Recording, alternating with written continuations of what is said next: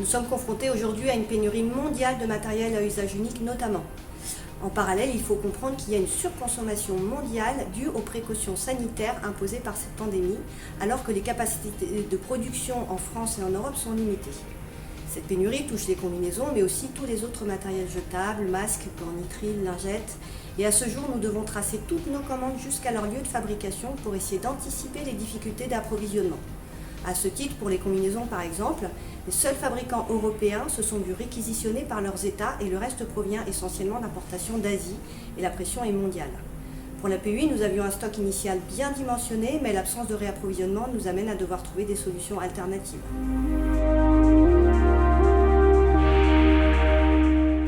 Il existe en effet d'autres tenues. La tenue de type 6 protège des expositions accidentelles à des pulvérisations ou à des éclaboussures limitées. Elle est donc pleinement adaptée à l'exposition au coronavirus. Le port de la tenue NRBC type 3 ne convient pas car le niveau de protection est surdimensionné et les contraintes physiologiques sont fortes.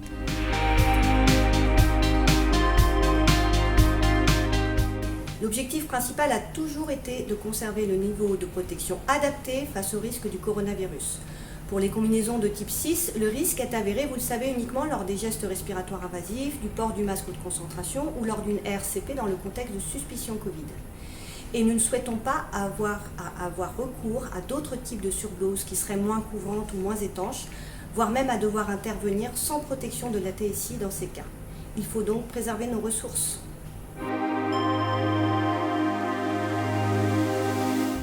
Oui, le respect de ces procédures garantit la protection face à ce risque biologique.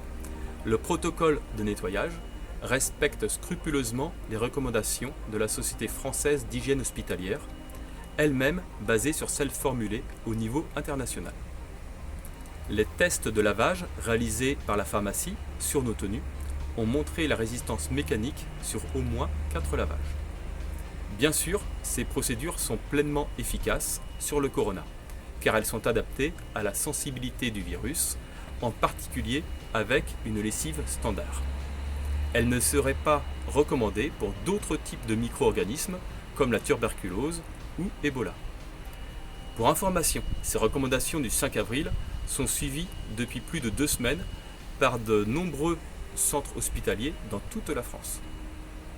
Ces tenues en polypropylène ont des caractéristiques d'imperméabilité et de résistance à l'abrasion qui permettent de ne pas être dégradées après plusieurs lavages. Par ailleurs, ces tenues sont quasiment sèches dès la sortie de la machine.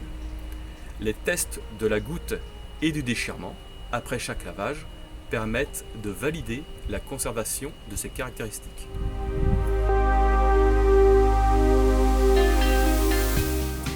Alors, il n'existe pas de risque de contamination lors du nettoyage des tenues, ni pour le personnel, ni pour la machine à laver, puisque le virus est complètement détruit après une exposition de 20 minutes à la température de 60 degrés.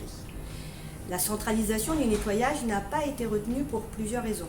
La situation de confinement impacte tous les industriels, dont les entreprises de nettoyage utilisées par le SDIS comme les ZAT.